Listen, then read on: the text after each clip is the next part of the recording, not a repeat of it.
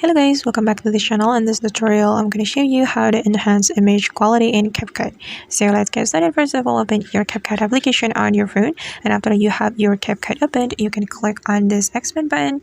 Then you can click on image enhancement since we want to enhance our image quality. Okay, and let's just select the image that we want to enhance. And for example, I'm going to select this photo or this image because this image is a little bit blurry. So just click on the image, and after that we just need to click on edit button right here, and we're gonna wait for the process. We have to wait until the process is complete, and wait, it's still loading. Okay, and this is the result.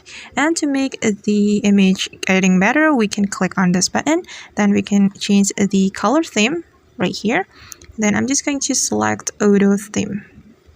Okay, and after that we can click on the checkmark button after the effect or the theme has been applied to our image. Okay, and now the process is done, and I'm just going to click on this checkmark button, and now we can export our image.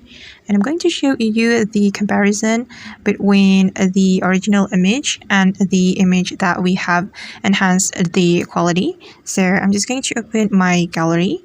Okay, and this is the original image, and as you can see that it's a little bit blurry. Then this is the image that we have just enhanced in Capcut.